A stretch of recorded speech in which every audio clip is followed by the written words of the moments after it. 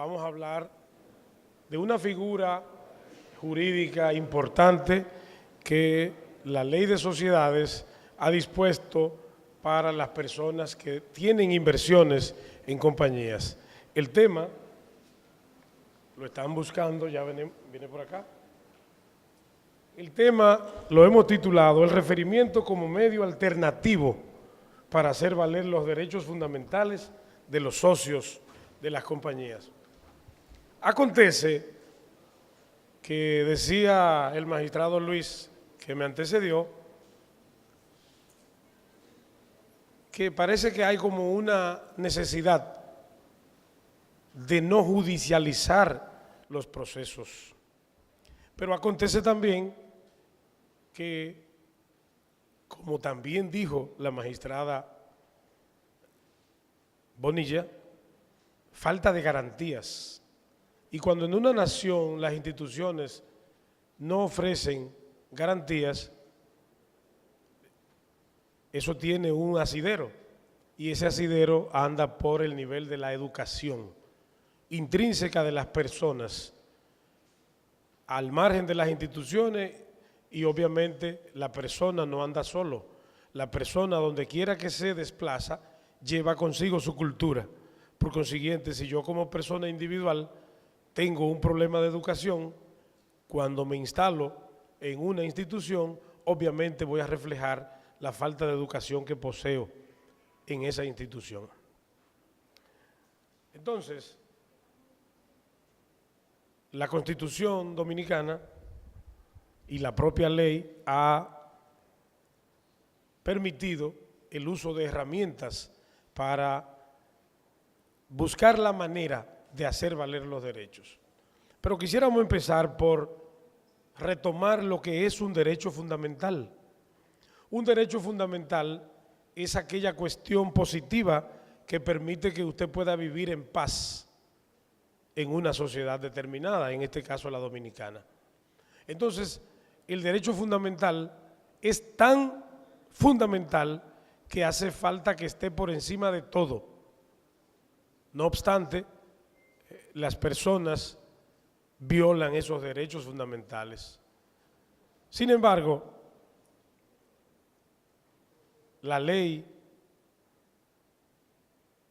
tiene como una herramienta adyacente para traer y llamar el respeto a algún derecho, en este caso a una persona que sea miembro de una compañía que ha aportado sus ingresos, sus recursos, sus rentas o su herencia, la ha aportado en un grupo societario, en una compañía.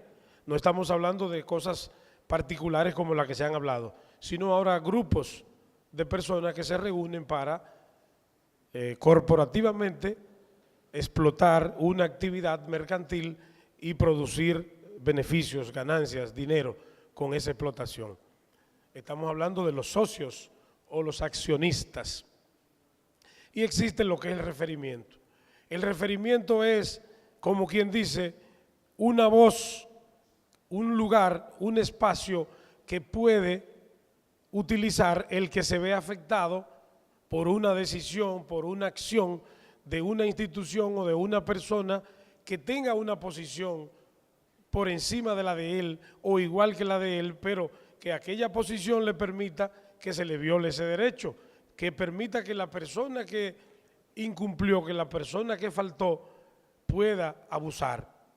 Entonces, la justicia ha dispuesto el referimiento para que el que se vea afectado en esta ocasión, pues vaya y sin tocar el fondo, solamente que se conozca, como quien dice, alguien que lo escuche y retorne la cuestión al momento fundamental, al momento inicial, para que la persona pueda ejercer de manera natural.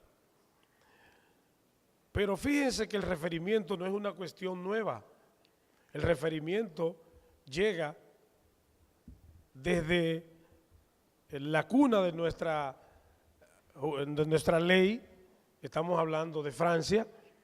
Por ejemplo, en el año 1685, que gobernaba en Francia el rey Luis XIV, ya existía el referimiento. 200 años casi después, en el año 1804, se incluye el emperador Napoleón Bonaparte lo incluyó en sus códigos, los códigos napoleónicos. Fíjense la importancia de hacer valer derechos. Ahora bien, en la República Dominicana, obviamente, las cosas van caminando poco a poco. Los códigos napoleónicos, por la influencia de Haití en la República, tuvieron presencia y han tenido presencia en nuestra tierra desde entonces. Y en el año 1868, poquitos años después que la República Dominicana obtuvo su independencia real, se pone en vigencia en la República Dominicana el Código de Comercio. En el Código de Comercio para el año 1868 entra con la entrada de todas esas leyes. Sin embargo, es en el año 1978 cuando el legislador dominicano elabora una ley, aparte la ley 834, y pone de manera aislada, separada, esta posibilidad, esta figura jurídica para el accionar de las partes que se sienten afectadas y aparece entonces el referimiento ya en esta ley. De manera precisa, estamos hablando de que de los artículos 101 hasta el 140 se habla en esta ley sobre lo que es la forma para el que se siente afectado utilizar dichos recursos. Ahora bien, fíjense que desde el año 1978 que aparece la posibilidad de accionar con el recurso, con la figura jurídica más que un recurso del referimiento, es en el año 2008 cuando el legislador dominicano que se mantuvo usando el Código de Comercio para unas cosas tan profundas como es el comercio en una nación cualquiera, se mantuvo utilizando una ley que fue puesta en vigencia en el año 1804 y modificada en el 1868 en Francia. Del 68 hasta el 2008 pasaron más de 150 años para que el legislador dominicano viera la necesidad, y digo yo aparte, forzada, una necesidad forzada por actividades de comercio internacional, de la modificación del propio código, y no lo hizo en su amplitud, y solamente lo hizo en una parte de ese código. Estamos hablando de la sección tercera del propio, y ahí entonces solamente se trata lo referente a las compañías, las sociedades. Y entonces, conjugando esta posibilidad de cambiar una norma desde el año 1868 con más de 150 años en uso y que era una pantalla en el país, entonces aparece la ley 479-08 que modifica el Código de Comercio. Al modificar el Código de Comercio introduce la figura del referimiento como una opción, como una alternativa para los socios al verse involucrados en un conflicto con su propio socio, al verse involucrado en un conflicto con el presidente, con el gerente, con los fundadores de la propia compañía que él es socio, que él tiene iguales condiciones. La diferencia puede ser solamente los montos que éste haya invertido, porque todo el mundo no aporta de igual a igual en una compañía. Entonces, ¿qué acontece? Posteriormente, ya para el año 2010, el legislador constituyente refrenda esta cuestión que el propio legislador ha involucrado ya en una ley particular, y aparece lo que es en la Constitución del año 2010 los derechos fundamentales. Y fíjense que estos derechos fundamentales del año 2010, fíjense cómo se organiza y como que es más fácil perseguir derechos fundamentales de primera generación, civiles y políticos. Eso no hay nada que hablar porque todo el mundo sabe que es derecho a hacer, a participar, a poder actuar en la vida social. Pero fíjense lo segundo, la segunda generación, derechos económicos y sociales. cuando el legislador habilita este espacio y lo organiza, lo estructura, le está diciendo a la persona que usted se puede agregar, se puede agrupar, y en ese grupo que está usted puede ejercer la explotación de una actividad mercantil, comercial, cualquiera de las de su preferencia. Y al mismo tiempo lo refuerza porque en el artículo 50 de la propia Constitución dice que todo el mundo tiene derecho a dedicarse a la actividad de comercio de su preferencia, con el debido respeto de la ley. Todo el mundo puede dedicarse al comercio, a la actividad de explotación mercantil que entienda. Una de ellas es en la fase societaria, porque el propio también artículo 63 de la Constitución habla del derecho al trabajo. Entonces fíjense cómo los derechos de la segunda generación económicos y sociales dice que la persona puede dedicarse a las cosas que quiera, desde el punto de vista laboral, desde el punto de vista económico. De la misma manera, los derechos culturales y deportivos están organizados, pero para este caso no entran en la cuestión. Ahora bien, es una parte, en ese sentido, fundamental, una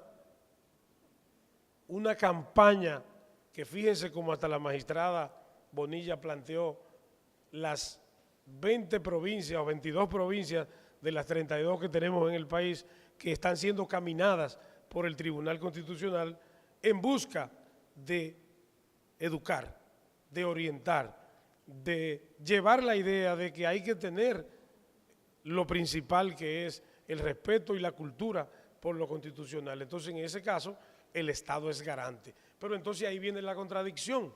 El Estado es garante, pero al ser garantista de ese derecho, acontece que entra en la judicialización de los procesos.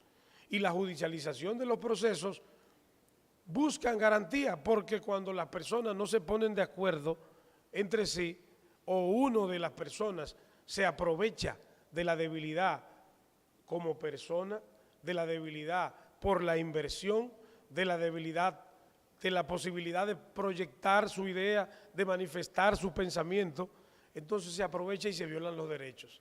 Entonces, la ley ha dispuesto, la Constitución ha dispuesto, la ley de sociedades y sus modificaciones han dispuesto un camino para que esa persona, obviamente, con el auxilio de los abogados, que somos nosotros, puedan hacer uso de los derechos como socios de esa compañía, que en muchísimas ocasiones, por lo mismo que empecé a hablar de la educación, entra en problema porque las personas le venden un sueño a otro.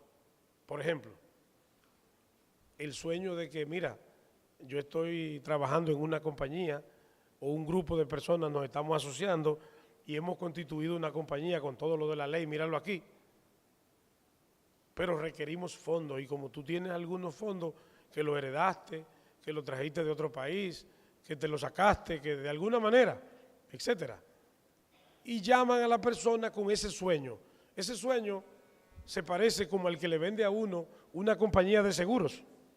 Se fijan que las compañías de seguros le venden un sueño a la gente, una garantía, una hipoteca, etcétera, y usted se lo compra. Entonces, ahí está el sueño de la ignorancia. Entonces, vamos a presentar de manera específica los momentos en que le violan los derechos. Fíjense, cuando un gerente de una compañía haya hecho uso de dineros que le corresponden al socio, que haya distribuido ganancias más allá de lo que corresponde, que no haya presentado los aspectos legales de las asambleas, que no haya distribuido las operaciones en su tiempo, que no haya presentado, óiganse bien, estados financieros, que no haya presentado proporciones de ganancias.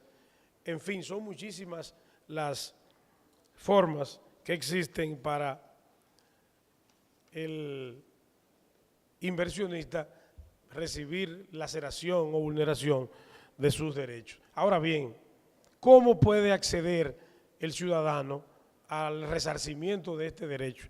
Bueno, obviamente en materia comercial, en materia civil en general, en materia tributaria, en materia bancaria, puede utilizar la forma normal que establece la ley, solicitando al tribunal correspondiente, en este caso en materia comercial, solicitando la fijación de la audiencia. ¿Para cuándo? Para los días que el tribunal propiamente lo tiene establecido, y no porque él quiera, sino porque es un requisito que el sistema judicial le exige, que a principio de año tiene que estar establecido. Segundo, hace la notificación. Esa notificación tiene que tener cuidado porque no se puede violar entonces otro derecho, que es el derecho de defensa per se. Lo que quiere decir que debe haber por lo menos un plazo razonable entre la fijación de la audiencia y la notificación de la misma, a los fines de que la persona que está siendo citado pueda ejercer el derecho de plantear su propia defensa. Obviamente, entra en audiencia y las audiencias serán fundamentalmente oral. Ya me están haciendo señas de 3 minutos. Vamos a cumplir con el horario. Cuente con eso, maestro. Las audiencias serán oral, aunque el tribunal puede dar plazos y puede dar oportunidades a los fines de que se presente en el tribunal algún tipo de conclusión escrita o que se presente también un incidente. Esos incidentes y esos plazos en ningún momento, porque la característica fundamental de la figura jurídica del referimiento es que sea rápida, que sea breve y que no toque el fondo del asunto. Entonces nunca pasará de 5 días. Obvio, transcurrido este plazo, habrá una sentencia que no se llama sentencia.